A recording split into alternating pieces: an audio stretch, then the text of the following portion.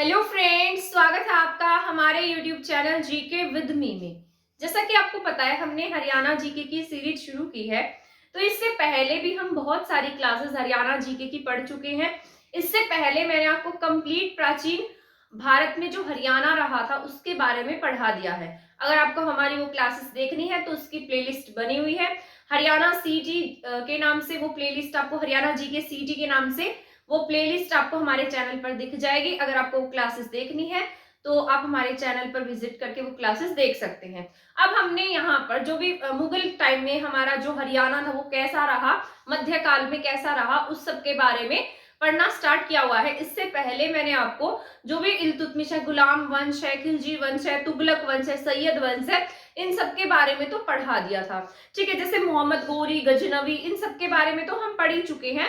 आज की जो हमारी क्लास रहेगी वो मैं आपको आज की क्लास में पढ़ाऊंगी, क्योंकि हमारा एक ही वंश रह गया था गुलाम वंश में। गुलाम वंश का जो हमने स्टार्ट किया था उसमें से हमारा सिर्फ यहाँ पर लोधी वंश रहता था, क्योंकि बाकी तो हम सभी के सभी कंप्लीट पढ़ चुके थे। मैंने आपको कहा था नेक्स्ट क्लास में इसको एक्सप्लेन कर दूंगी। एक बात और मैं आपको क्लास स्टार्ट करने से पहले बता देती हूँ, जो बजट की क्लास है आपकी वो 1-2 दिन में आपको देखने को मिल जाएगी, क्योंकि मैं अभी ये जो बजट है ना, इस पर मैंने बहुत सारे मतलब जो डेटा होता है उसको कलेक्ट करने में टाइम लग जाता है। क्योंकि मैंने देखा है बहुत सारे यूट्यूब पर भी बहुत सारे टीचर्स ने करा रखा, उसमें भी क्या है कि जो डेटा है ना वो उन्होंने गलत बताया हुआ है। कहीं कहीं पर तो ऐसा लिखा है कि हरियाणा के सीएम के द्वारा ये 5वां बजट पेश किया गया था। डेटा पिछली बार का जो 1.77 लाख करोड़ का जो बजट था, यहाँ पर भी उन्होंने गलत डेटा बताया हुआ है, क्योंकि मैंने पिछली बार का पूरा बजट कंप्लीट पढ़ा था और उसको अच्छे से पढ़ाया भी था। अब आप सोचेंगे कि बजट पढ़ना क्यों जरूरी है, क्योंकि आप में अगर जिसने भी एचसीएस का एग्जाम दिया होगा उसमें बजट से क्वेश्चन आया था। मेरे खुद के ही सीईटी के उसमें एग्जाम में भी ये बजट का क्वेश्चन आया हुआ था। तो ये जो बजट जो होता है ना वो आपका इंपॉर्टेंट है, क्योंकि बहुत सारे एग्जाम में इसमें से कुछ क्वेश्चंस पूछ लेता है। जैसे पिछली बार का जो बजट था वो आपका महिला दिवस पर पेश किया गया था, तो महिला स्पेशल बजट था। अब की बार का बजट तो आपके अभी पेश हो गया है फरवरी में, तो उसके बारे में कंप्लीट मैं एक क्लास बनाऊंगी जो आपकी बहुत इंपॉर्टेंट रहेगी, तो इस क्लास को देखना नहीं भूलिएगा। इसके साथ साथ इसके बाद आपको सूरज कुंड मेला भी मैंने आपको नहीं कराया ना, उसके बारे में भी कंप्लीट बता दूंगी। ठीक है, तो ये कुछ टॉपिक्स होते हैं जो हमें पढ़ने जरूरी होते हैं, जिसमें से हर बार क्वेश्चंस आते हैं, तो हमें पता होना चाहिए कि हमें क्या पढ़ना है। तो ये टॉपिक्स आपको देखने को मिल जाएंगे। ठीक है, तो तब तक हमारे चैनल के साथ बने रहिएगा। डेली अपडेट्स के लिए आप हमारा चैनल सब्सक्राइब भी कर सकते हैं। तो आज स्टार्ट करते हैं लोधी वंश। जैसा कि मैंने आपको बताया है, इससे पहले हमने पढ़ा गुलाम वंश के बारे में। गुलाम वंश में जिस तरीके से बहुत सारे, जिस तरीके से मैंने आपको बताया था, एक गे खे तय से ले में, ये आपकी ट्रिक थी, तय से ले में। ठीक है, यहां से ये स्टार्ट होता है। इससे पहले तो हमारे हरियाणा में जिस तरीके से पहले कौन आया था, गजनवी आया था, लेकिन गजनवी का उद्देश्य तो हमारे यहाँ पर बसना नहीं था। उसके बाद में यहाँ पर गजनवी के बाद कौन आया था, गोरी आया था। आक्रमण तो हमारे यहाँ पर बहुत पहले से ही शुरू हो गए थे, लेकिन ये बाद में गोरी आया। गोरी ने क्या सोचा, इसने देखा कि पूरी के पूरा इंडिया, वैसे भी हमारा बहुत रिच स्टेट था, इसने देखा कि पूरी बड़ी सारी टेरिटरी जो है इंडिया की वो खाली पड़ी है, तो आया तो लूटने के मकसद से था। लेकिन जब इसने ये देखा कि यहाँ कोई भी शक्तिशाली राजा नहीं है यहाँ, तो इसने यहाँ पर अपना डेरा डाल लिया। यहाँ पर मतलब ये जो अपने, इसका कोई बेटा नहीं था, तो ये अपने जो गुलाम थे ना उनसे बहुत प्यार करता था। इसके 4 गुलाम बहुत फेवरेट थे, मैंने आपको बताया ही था। तो इसने इनको यहाँ पर क्या कर दिया, यहाँ की टेरिटरी इनके नाम कर दी। तो मैंने आपको बताया हमने क्या पढ़ा, गुलाम वंश पढ़ा था। ठीक है, गुलाम वंश में हमने सबसे पहले पढ़ा था कुतुबुद्दीन ऐबक के बारे में, उसके बाद इल्तुतमिश, रजिया सुल्तान, नसीरुद्दीन, उसके बाद में बलबन आया था। ठीक है, 1265 के आसपास वो रहा था, 1290 के आसपास था। ठीक है, 1290 में ये खत्म ही हो गया था गुलाम वंश। 1265 तक नसीरुद्दीन का टाइम था, और इसके बाद में जो ये है, क्या नाम है इसका, बलबन के मरने के बाद में 1290 के आसपास ये खत्म हो जाता है। इसके बाद यहाँ पर हमारे खिलजी वंश शुरू होगा। खिलजी वंश में केवल 2 ही जो इंपॉर्टेंट थे, जो इनके सुल्तान थे, या कुछ भी हम सुल्तान ही कहेंगे, क्योंकि बादशाह तो हमने उन्हें आगे कहा है, जो आपके मुगल काल आएगा। ठीक है, तो खिलजी में आपके यहाँ पर जलालुद्दीन खिलजी था, और उसके बाद में कौन आया था, इसी का भतीजा जिसका नाम था अलाउद्दीन खिलजी, जो इसको मारकर ही क्या हुआ था, गद्दी पर बैठा था। इसके बाद हमने तुगलक वंश पढ़ा था, है ना। तुगलक वंश में मैंने आपको बताया था कि हमारे यहाँ पर जो काम करेगा उसमें मेन इंपॉर्टेंट कौन होगा, फिरोज शाह तुगलक, है ना, क्योंकि इसने हमारे यहाँ के 2 शहर बसाए थे, जिसमें से कौन से शहर थे हमारे इंपॉर्टेंट, हिसार, और हिसार के साथ साथ कौन सा इंपॉर्टेंट था आपका, हिसार के साथ साथ फतेहाबाद, क्योंकि पहले इसने फतेहाबाद ही बसाया था। फतेहाबाद इसने अपने पुत्र के, जब इसका बेटा हुआ था, जब इसने विजय फतेह की थी, जब इसने जो ये युद्ध लड़कर आया था वहां विजय प्राप्त कर ली, इसका बेटा हुआ, तो इसने अपने बेटे का नाम भी फतेह सिंह रखा, और यहाँ पर जो टेरिटरी थी उसको, उसका नाम भी क्या रख दिया, फतेहाबाद। तो ये बातें कब की है, 1351 की। और हिसार में ये गुजरी महल बनाएगा, ठीक है, गुजरी की याद में, गुजरी के लिए बनवाएगा, तो 1354 में। इसके साथ साथ यहाँ पर ये लाट की मस्जिद बनवाएगा। ये सारी बातें मैं आपको बता चुकी हूँ, बस मैं इसलिए बता रही हूँ ताकि आपको ये रिकॉल हो जाए, याद हो जाए। कभी ऐसे सोचो कि बार बार यही बातें क्यों बताई जा रही है, ये आपको बार बार रिवाइज हो जाती है, इससे आपको याद रहेगा, आप भूलेंगे नहीं, ठीक है। तो हम जितना भी पढ़ते हैं, एक बार जो हमने पहले पढ़ा है उसको अगर हम रिवाइज कर लेते हैं तो 5 मिनट की तो लगती है रिवाइज करने में। इससे हमारा क्या होता है, वो चीजें रिकॉल हो जाती है, वो हमें याद भी रहती है, ठीक है।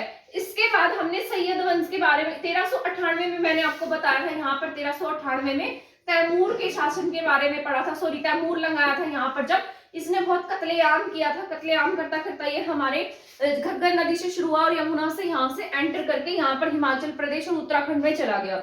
इसके बाद ये जो गद्दी थी वो किसे दे गया, सैयद वंश के लोगों को दे गया था। सैयद वंश में कोई इंपॉर्टेंट राजा नहीं हुआ, कोई भी ऐसा इंपॉर्टेंट नहीं था, बहुत कम टाइम पीरियड का इनका शासन रहा था। इतने डरपोक थे ये कि जो तैमूर है, जो ये यहाँ से भाग गया, चला गया, तब ये उसको वहां पर भी उसके बेटे को टैक्स पहुंचाते थे। इसके बाद अब शुरू होगा, अब यहाँ पर जो लोधी वंश शुरू होगा, ठीक है। सैयद वंश जो हो जाएगा यहाँ पर समाप्त, क्योंकि यहाँ पर कोई भी इंपॉर्टेंट राजा नहीं बचा, या सुल्तान कह लीजिए, सुल्तान नहीं बचा था। अब इसके बाद स्टार्ट होगा यहाँ पर लोधी वंश, ठीक है। क्या शुरू हो जाएगा, लोधी वंश। अब ये जो लोधी वंश है, इसमें से एक आदमी होगा जिसका नाम होगा बहलोल लोधी। क्या नाम होगा इसका, बहलोल लोधी, ठीक है। ये अफगान, वैसे तो ये जितने भी आए थे ना, ये तुर्की और अरबी थे। इनमें से ये क्या थे, तुर्की थे और कुछ क्या थे, अरबी थे, ठीक है। इससे पहले हमने यहाँ पर ये पठानों के बारे में नहीं पढ़ा था। तो जो बहलोल लोधी होगा, ये इस तरीके से यहाँ अफगानिस्तान से चलता चलता हमारे इंडिया की तरफ यूं आ जाएगा। ये देखेगा कि पूरी की पूरी टेरिटरी क्या है इंडिया की, खाली पड़ी है, यहाँ कोई शक्तिशाली राजा नहीं है, ठीक है। तो यहाँ पर ये देखेगा कि कोई भी शक्तिशाली राजा इस टेरिटरी में तो नहीं है, क्यों ना मैं यहाँ पर अपना राज्य स्थापित कर लूं। तो ये वहां से चलता चलता यहाँ पर आकर रुकेगा दिल्ली में, ठीक है। और ये देखेगा कि मैं यहाँ पर अकेला ही पठान हूँ, ये तो सभी मतलब तुर्की और अलग कैटेगरी के लोग हैं, यानी कि इसके खुद के लोग नहीं है। तो यहाँ पर ये क्या करेगा, खुद को अकेला महसूस करेगा। अब आप देखिए, जहां पर हमारे जैसे लोग होते हैं, हमें वहां अपनापन दिखाई देता है ना। तो इसी तरीके से इसको यहाँ पर सभी अजनबी दिखाई दे रहे थे, क्योंकि खुद बाहर से आया था। तो इसने क्या सोचा कि क्यों ना मैं अपने देश के लोगों को यहाँ पर बुला लूं, जिससे मुझे अपनापन दिखाई दे, मेरा भी कुछ ना कुछ साथ हो जाएगा, या मुझे थोड़ा सा साहस मिलेगा कि मेरे साथ भी कुछ ना कुछ लोग जुड़े हुए हैं, ताकि यहाँ से ये लोग मारकर मुझे भगा ना सके। तो ये यहाँ से इस तरीके से अफगानिस्तान में न्योता भिजवाएगा और ये कहेगा कि जो भी इंसान यहाँ पर आना चाहता है वो यहाँ पर आकर रह सकता है, रच बस सकता है। तो इसी तरीके से जैसे इसने यहाँ पर मैसेज भिजवाया, क्योंकि अफगानिस्तान में बहुत गरीबी थी, आज भी देखेंगे अफगानिस्तान कैसी स्टेट है, तो उस समय में भी बहुत कुछ रिच स्टेट नहीं था, वो कुछ रिच जो कंट्री है वो नहीं था। तो अफगानिस्तान से यहाँ के लोग उठते चलते चलते चलते यहाँ पर आ रुके और यहीं पर आकर रच बस गए। तो कुछ बहलोल लोधी के दरबार में भी आए।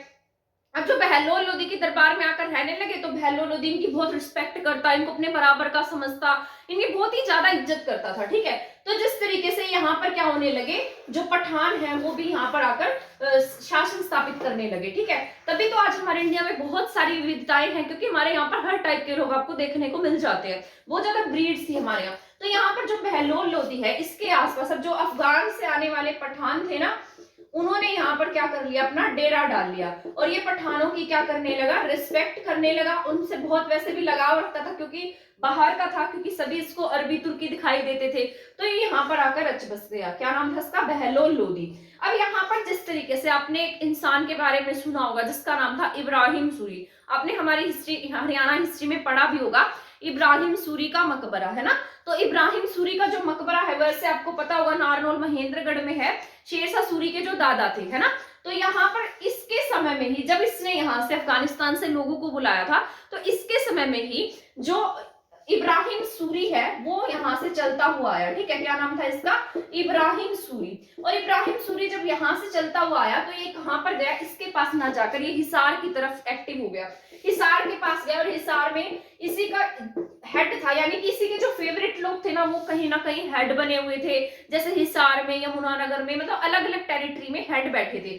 तो जो इब्राहिम सूरी है वो कहाँ जाएगा, हिसार में जाएगा और हिसार के हेड से मिलेगा और ये बहुत अच्छा काम करेगा। और इतना मतलब जो भी आपने सुना होगा, जो भी इंसान लगन से काम करेगा, अच्छा काम करेगा, उसी का नाम होगा, है ना। तो इसी तरीके से इब्राहिम सूरी बहुत अच्छा काम करेगा, हर कहना मानेगा इसका, और ये थोड़े टाइम में ही इसका क्या बन जाएगा, फेवरेट बन जाएगा। और फेवरेट बनने के बाद में जो ये हिसार का हेड होगा, क्योंकि उनके टाइम उस टाइम में इन लोगों के पास में बहुत पावर होती थी, राजा तो दिल्ली में रहता था, तो ये क्या करेगा, इसको वहां के 40 गांव दे देगा, या परगने कह लीजिए, गांव कह लीजिए, ठीक है, 40 गांव दे देगा, जिसमें से इसको क्या मिलेगा, ये वहां से टैक्स इकट्ठा करेगा, ये टैक्स कलेक्टर बन जाएगा, कहाँ का, इन 40 गांव का। तो ये इंपॉर्टेंट है। इसमें से इसे कौन सा गांव मिलेगा, नारनौल महेंद्रगढ़, और वहीं पर ये अपनी राजधानी स्थापित करेगा, यानी कि वहीं के एरिया में ये ज्यादा रहा करेगा, नारनौल महेंद्रगढ़ में। नारनौल महेंद्रगढ़ के साथ साथ इसको जैसे शाहाबाद का इलाका मिल जाएगा। फिर इसका बेटा होगा, इब्राहिम सूरी का जो बेटा होगा उसे कहां पर भेजेगा, इब्राहिम सूरी अपने बेटे को भेजेगा दिल्ली, लाहौर लोधी के दरबार में, ठीक है। तो ये यहाँ भेजेगा इसको दिल्ली में। तो अब यहाँ पर ये दिल्ली से भेजेगा अपने बेटे को, और जो शेरशाह सूरी के पिता होंगे तो यहाँ पर जाएगा, ये इससे मिलेगा कि देखिए बहुत अच्छा काम कर रहा है। तो इस तरीके से यहाँ पर रहने के बाद जिसका बेटा होगा वो भी बहुत अच्छा काम करेगा, तो उसके बेटे को, सॉरी, ये जो शाहाबाद की जो बेल्ट है ना, वो इसके बेटे को मिलेगी, किसे, इब्राहिम सूरी के बेटे को, यानी कि शेरशाह सूरी के पिता को जो बेल्ट है शाहाबाद की वो मिल जाएगी। तो इस तरीके से ये यहाँ पर एक्टिव हो जाएंगे, और हरियाणा की हिस्ट्री में तभी हम इनके बारे में पढ़ते हैं। तो यहाँ पर तभी इनका मकबरा जो कहाँ पर है, नारनौल महेंद्रगढ़ में है। तो ये बातें आपको याद रखनी है। अब बात कर लेते हैं, बहलोल लोधी के समय में भी बहुत सारे आक्रमण होंगे, और ये इन आक्रमणों में 2 आक्रमणकारी होंगे, जो कहां पर होंगे हमारे, एक मेवात और एक हिसार में, ठीक है। तो बहलोल लोधी के समय में भी मेवात और हिसार के लोग क्या करेंगे, आक्रमण करेंगे, ठीक है। यानी कि इसके समय में भी कुछ ना कुछ विद्रोह आपको देखने को मिल ही जाएंगे। इसके बाद इसका बेटा होगा जिसका नाम होगा निजाम खान, ठीक है, निजाम खान, ये इसके तीसरे नंबर का बेटा होगा, जो बहुत काबिल होगा, जो इसका बहुत फेवरेट होगा। क्या होगा, तीसरे नंबर का बेटा जो इसका बहुत फेवरेट होगा, क्या नाम है इसका, निजाम खान। निजाम खान वही है जो आगे चलकर क्या बनेगा, सिकंदर लोधी, जिसके बारे में हम पढ़ते हैं ना, सिकंदर लोधी के बारे में, है ना। इनका एक बार टाइम पीरियड भी मैं आपको बता देती हूँ, सिकंदर लोधी का भी। इसका लोधी का जो टाइम पीरियड था वो था आपके 1451 से 1489 तक। इसके बाद इसका बेटा जो होगा सिकंदर लोधी निजाम खान, ठीक है, जो बहलोल लोधी होगा ये इसे भेजेगा कहां पर, हिसार में। तब हिसार में एक जो आप हिसार में मतलब हिसार में कोई दूसरा शासक होगा जो यहाँ पर शासन कर रहा होगा, जिसका नाम होगा तातार खान। वैसे तो ये सभी खान वगैरह ये सभी अरबी फारसी मतलब जिस तरीके से अरबी तुर्की थे, पर थे तो ये दूसरे ही, हमारे तो कोई भी नहीं था, आपस में लड़ते मरते रहते थे। तो यहाँ पर हिसार में ये जो हेड होगा ये शासन कर रहा होगा, कब, निजाम खान के समय में। तो जो बहलोल लोधी है वो निजाम खान को कहाँ भेजेगा, हिसार भेजेगा, ताकि इसके आक्रमण को दबा सके, इसको यहाँ से भगा सके। तो जो निजाम खान है वो चलता चलता इस तरीके से हिसार की, निजाम खान है और तातार खान है, इनके बीच में हिसार की जो बेल्ट है उसको लेकर लड़ाई होगी। जो तातार खान है वो कहाँ का हेड है, हिसार का। लेकिन जो इनके बीच में जो लड़ाई होगी ना, वो हिसार में ना होकर कहाँ होगी, अंबाला में, ठीक है। तो अंबाला के बीच में किन दोनों के बीच में लड़ाई होगी, निजाम खान, और निजाम खान के साथ साथ किसके बीच में लड़ाई होगी, तातार खान के बीच में, ठीक है। तातार खान कहाँ का हेड होगा, हिसार का, और हिसार में अपना मतलब शासन स्थापित कर रखा होगा इसने। और इन लड़ाई में निजाम खान जो है वो जीत जाएगा, जो आगे चलकर क्या कहलाएगा, सिकंदर लोधी, और इसी का शासन आगे स्थापित हो जाएगा। इसकी मृत्यु हो जाएगी बहलोल लोधी की। इसके बाद कौन आएगा हमारे यहाँ, सिकंदर लोधी। इसका टाइम पीरियड 1489 से 1517 तक रहेगा ये हमारे यहाँ। अब सिकंदर लोधी के बारे में भी हम जान लेते हैं कि सिकंदर लोधी हमारे लिए क्यों इंपॉर्टेंट है। अब एक मिनट में मार्कर चेंज कर लेती हूँ।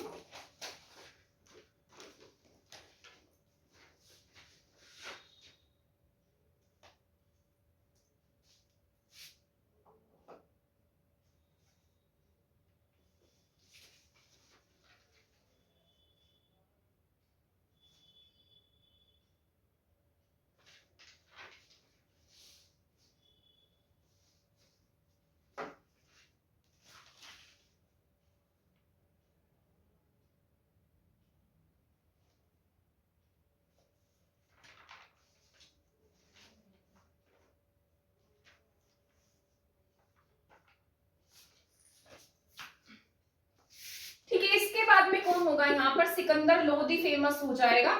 ये 1489 से 1517 तक रहेगा। हमारे हरियाणा में बहुत अधिक एक्टिव नहीं रहेगा ये ज्यादा एक्टिव रहेगा जो भी दिल्ली वाला इलाका है, आगरा बस आएगा ये, है ना। 1504 में आगरा की स्थापना करेगा और 1506 में उसे अपनी राजधानी बना लेगा। तो आगरा किसने बसाया? सिकंदर लोदी के द्वारा आगरा बसाया गया। तो ये बातें आपको याद रखनी है। सिकंदर लोदी वैसे हमारे हरियाणा के जैसे थानेसर है, शाहाबाद है, ठीक है, इन एरिया पर क्या करेगा? शासन स्थापित करेगा। इसके साथ साथ हांसी, हिसार, इन बेल्ट में भी एक्टिव रहेगा, क्योंकि इसने किसे मारा था? तातार खान को, ठीक है। तातार खान को हराकर इसने हिसार की बेल्ट अपने हाथ में ले ली थी। सारा का सारा टैक्स कलेक्शन का काम इसके हाथ में आ गया था। और अब यहाँ पर जो ये लड़ाई कहाँ हुई थी? इनकी अंबाला में हुई थी। इससे पहले कौन था? बहलोल लोदी था। बहलोल लोदी ने अफगानिस्तान से बहुत सारे लोगों को अपने यहाँ पर न्योता देकर बुलाया था। पर सिकंदर लोदी वैसे तो बहुत सही आदमी था, मतलब काम किया था इसने, लेकिन इसने कुछ गलतियां भी की। अब गलतियों में इनकी गलतियां कुछ ही कारणों की होती थी। तो हमने इससे पहले जो पढ़ा है उसमें भी मैंने आपको बताया है कि उसमें हमने कुछ विद्रोह पढ़े थे। जिन विद्रोह में हमने पढ़ा था, कुछ किसान विद्रोह पढ़े थे, है ना, कुछ धार्मिक विद्रोह पढ़े थे। किसानों का विद्रोह किसके समय में हुआ था? एमबीटी, मोहम्मद बिन तुगलक के समय। इससे पहले वाली क्लास में मैंने आपको बताया है ना, मोहम्मद बिन तुगलक के समय में हुआ। इसके बाद जो दूसरा विद्रोह हुआ है वो किसके समय में हुआ है? फिरोज शाह तुगलक के समय। फिरोज शाह तुगलक ने वैसे तो बहुत अधिक अच्छा काम किया था, मतलब जिस तरीके से नहरें बनवाई, शहर बसाए, बहुत ज्यादा इंप्रूवमेंट कराई उसने, पर वो कुछ कट्टर था, यानी कि धर्म को बहुत अधिक मानने वाला था। तो उसके समय में धार्मिक विद्रोह हुए, गोहाना के मंदिर तुड़वाए थे उसने। तो ये बात शायद मैंने आपको नहीं बताई थी, गोहाना के मंदिर वाली पॉइंट मैं भूल गई थी। तो उसने वहां पर गोहाना के मंदिर तुड़वाए, तो वहां पर धार्मिक विद्रोह गया। और जो मोहम्मद बिन तुगलक है उसके समय में किसानों ने कैथल में विद्रोह किया था, क्योंकि उसने दोआब में टैक्स वृद्धि कर दी थी और उस समय ही क्या पड़ गया था? सूखा पड़ गया था। तो इसी तरीके से जो सिकंदर लोदी है ना, ये भी महान कट्टर आदमी था, ठीक है। कैसा था? कट्टर था, धर्म को लेकर बहुत अधिक कट्टर विचार रखता था। और इसकी माँ जो थी ना, वो कैसी थी? हिंदू धर्म की थी, परंतु फिर भी ये हिंदू धर्म से चिढ़ता था और अपने धर्म को बहुत अधिक श्रेष्ठ मानता, उससे चिढ़ता, उन लोगों को मरवाता। तो इस तरीके से सिकंदर लोदी को हम क्या कह सकते हैं? धर्मांध था। तो इसके समय में कौन से विद्रोह होंगे? एक तो धार्मिक विद्रोह होंगे, ठीक है। धार्मिक विद्रोह होने के साथ साथ इसके समय में कलायत और जींद का विद्रोह भी आपको देखने को मिलेगा। कलायत कहां पर? आपके कैथल में है, ठीक है। कलायत प्लस जींद का विद्रोह, तो ये बातें आपको याद रख लेनी है, ठीक है। तो यहाँ पर ये पॉइंट्स इससे जुड़े हुए हैं, क्योंकि ये कैसा था? धर्म को अधिक मानता था। और जो इंसान धर्म को अधिक मानता है, धर्म में अंधा हो जाता है, धर्म को नीचा मानने लगा, तो यही इसके नाश का कारण बनेगा। और बाद में जो धार्मिक विद्रोह होंगे वो किसके समय में हो जाएंगे? सिकंदर लोदी के समय में। कब तक रहा था? 1517 तक। अब इसके बाद में आएगा इब्राहिम लोदी, ठीक है। कौन आ जाएगा इसके बाद? इब्राहिम लोदी। 1517 के बाद में इसी का जो वंशज होगा इब्राहिम लोदी, उसकी शुरुआत होगी, ठीक है। अब 1517 तक तो इसने शासन यहाँ पर कर लिया है। अब इसके बाद हम पढ़ते हैं इब्राहिम लोदी के बारे में। इब्राहिम लोदी जो होगा ये भी इसी की तरह क्या होगा? कट्टर होगा, जो धर्म को अधिक मानेगा। और लोग इससे बहुत अधिक परेशान हो गए होंगे। 1517 से 1526 तक रहेंगे, ठीक है। तो इससे जो है ना, यहाँ के लोग चिढ़ने लगेंगे, मतलब इसके अपने ही लोग जो होंगे ना वो इससे चिढ़ने लगेंगे। तो यहाँ के इसी के दो भतीजे होंगे जिनका नाम होगा आसफ खान और एक का नाम होगा दौलत खान, ठीक है। तो आसफ खान और दौलत खान ये दोनों ही क्या करेंगे? आपस में जो है ये जो दोनों हैं इससे चिढ़ने लगेंगे। और इससे चिढ़ेंगे तो अफगानिस्तान से एक आदमी को बुलाएंगे जिसका नाम क्या होगा? यहाँ पर कौन आएगा लड़ाई करने के लिए? बाबर। कौन आएगा? बाबर जो फरगना का शासक था, है ना। हमने इससे पहले मैंने आपको पढ़ाया था ना 1221 और 1398, है ना। उस टाइम में दो आक्रमण हुए थे, एक चंगेज खान का आक्रमण हुआ था और एक तैमूर का। 1398 वाला कौन है? तैमूर है। ये यहाँ लिख देती हूँ मैं, दौलत खान। ये मार्कर सही चल रहा है ना, दौलत खान है। तो यहाँ पर ये है दौलत खान, ठीक है। इसके बाद यहाँ पर जो बाबर है वो किसका वंशज होगा? यहाँ पर बाबर वंशज होगा किसका? 1398 वाले का। और साथ साथ 1221 वाला चंगेज खान। तो इनका जो चंगेज खान आपने पढ़ा होगा, ये जब हमारे इंडिया में आए थे तो इन्होंने कितना कत्ले आम किया था, है ना। पूरे के पूरे गांव जला दिए थे, लोगों को इतनी इनकी दूरदर्शा कर दी थी। तो ये इसका क्या होगा? वंशज होगा बाबर, और ये फरगना का शासक होगा। तो इनके बुलाने पर ये कहाँ आएगा? इंडिया में आएगा, क्योंकि ऐसे ऐसे कहेंगे कि हमारे इंडिया में कोई अच्छा शासक नहीं है, ये ऐसा है वैसा है। पूरी टेरिटरी खा लिया, आप यहाँ पर आइए, राज करिए, हम आपका क्या देंगे, साथ देंगे। और कहीं कहीं पर इसने जो बाबर है ना, बाबर ने क्या लिखी है, एक पुस्तक लिखी है जिसका नाम है बाबरनामा। और इसने अपनी पुस्तक में ही स्पष्ट लिखा है कि मुझे किसने आमंत्रण दिया था, राणा सांगा ने, किसने बुलाया था, राणा सांगा ने। लेकिन राणा सांगा इस बात से इनकार करते थे कि मैंने इसे नहीं बुलाया। लेकिन बाद में इन दोनों के बीच में लड़ाई भी देखने को मिलेगी, खानवा का युद्ध। खानवा का युद्ध वैसे तो राणा सांगा जीत जाएंगे, लेकिन अपना एक पैर गवा देंगे, ठीक है। तो राणा सांगा और बाबर के बीच में क्या होगी, लड़ाई होगी, बाद में खानवा का युद्ध होगा। कहीं कहीं पर इनका नाम आता है और कहीं कहीं पर इनका नाम नहीं लिखा गया। तो अब जो बाबर होगा ना, ये बाबर जैसे ही इंडिया में आएगा तो यहाँ पर कौन शासन कर रहा होगा, इब्राहिम लोदी। सॉरी, ये सूरी वाला तो दूसरा है, कौन है, इब्राहिम लोदी। अब जैसे ही यहाँ पर आएगा तो इसके समय में हमारे यहाँ पर 2 शासक होंगे जो इसका साथ देंगे, इब्राहिम लोदी का। और बाकी पूरा का पूरा कोई भी ऐसा इंसान नहीं होगा जो बाबर का, जो इसका इब्राहिम लोदी का साथ देगा, क्योंकि ये बहुत अधिक धर्मांध था, लोग इससे बहुत अधिक परेशान थे। तो हमारे हरियाणा के ही हिसार, एक है हिसार का नाम आता है, और हिसार के साथ साथ एक मेवात का नाम आता है। हिसार में कौन थे, हसन खान, सॉरी मेवात में थे हसन खान मेवाती, जिनके नाम पर आज आपको मेडिकल कॉलेज भी देखने को मिलेगा, हिसार मेवात नल्हार में, हसन खान मेवाती। और हिसार में कौन थे, हिसार में जो शासन कर रहे थे इनका नाम था हमीद खान, ठीक है।